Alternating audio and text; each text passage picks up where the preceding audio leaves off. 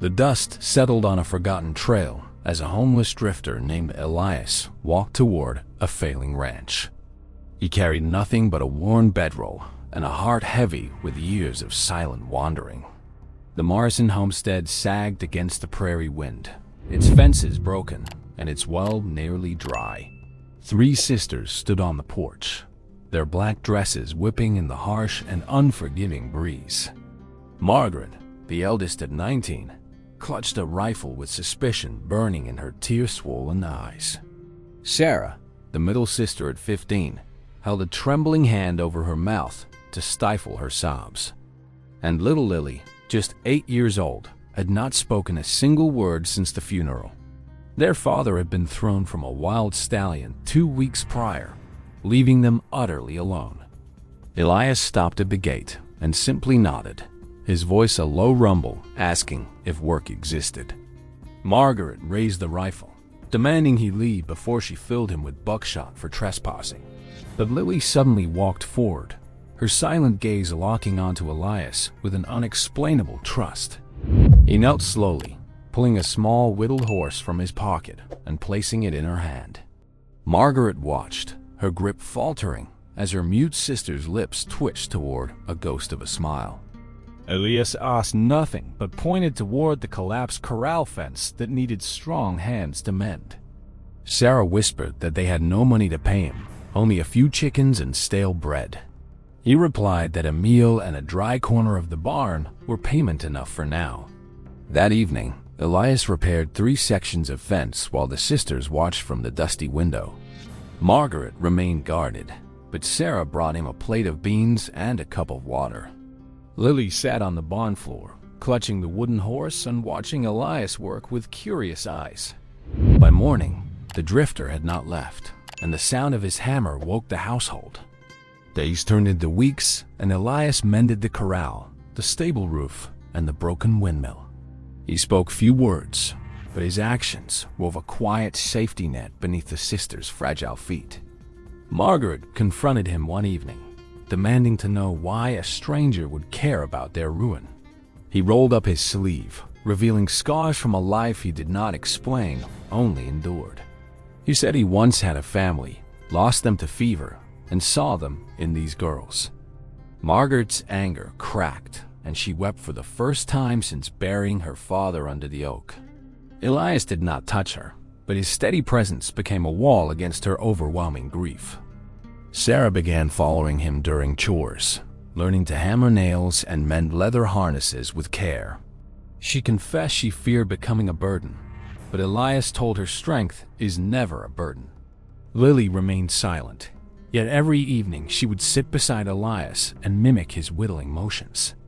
He carved her a small bird, then a fox, and she collected them under her pillow. One night, Lily woke screaming from a nightmare, and Elias was the first to reach her. He held her tiny hand and hummed an old lullaby until her trembling breaths grew calm. Margaret witnessed this from the doorway and finally understood that this drifter was no threat. The ranch began to thrive under Elias's care, but a new danger loomed on the horizon. A cattle baron named Harlan Driscoll had long coveted the Morrison land in its spring. He arrived with papers claiming the late Mr. Morrison had defaulted on a secret loan. Margaret knew it was a lie, but without a father, they had no standing in court. Elias stood between Driscoll and the porch, his scarred hands empty, but his jaw set firm. He spoke quietly, declaring that these girls were under his protection now, and he would fight. Driscoll laughed, saying a homeless drifter had no legal right to challenge a man of wealth.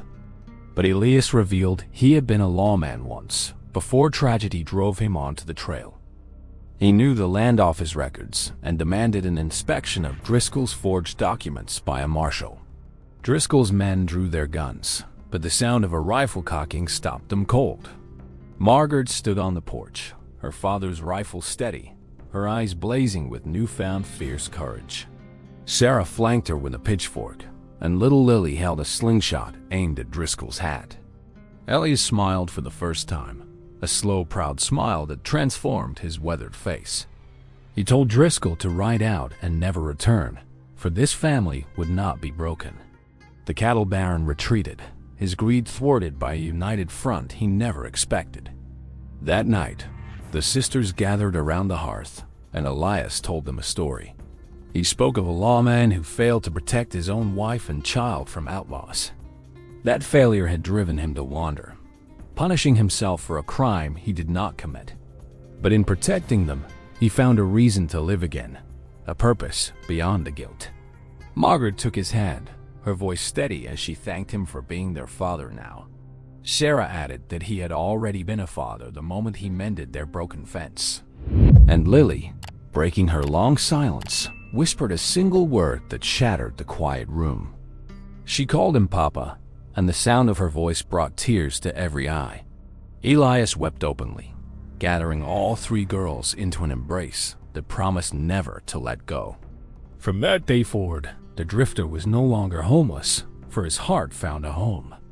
The ranch prospered, and Elias officially adopted the three sisters under the territory's law. He taught Margaret to manage the ledgers, Sarah to train horses, and Lily to read. Lily's voice returned fully, filling the house with laughter and songs of the prairie. On the anniversary of their father's death, they planted a new oak beside his grave. Elias stood with them, not as a replacement, but as a guardian of their legacy. The wooden horse he carved that first day sat on the mantel as a sacred memory. Years later, Margaret married a kind rancher, and Elias walked her down the aisle proudly.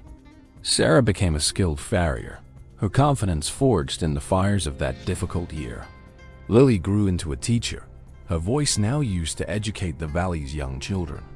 Elias's hair turned silver, and his scarred hands grew stiff, but his heart remained young. He sat on the porch each evening, watching his grandchild play with the whittled horse. The drifter who arrived with nothing had built a dynasty of love from shattered grief. He proved that a bedroll can hold more promise than a mansion filled with gold. The Morrison ranch still stands, a testament to the family formed by fences and trust. Travelers tell the story of the homeless man who became a father to three grieving girls. So ends the legend of Elias, the drifter who was the only hope they needed. Thank you for witnessing this tale of redemption and found family from West Old Stories Official. If your heart is full, please subscribe to West Old Stories Official and like this video. Share your thoughts in the comments and tell us about your own unexpected family bonds.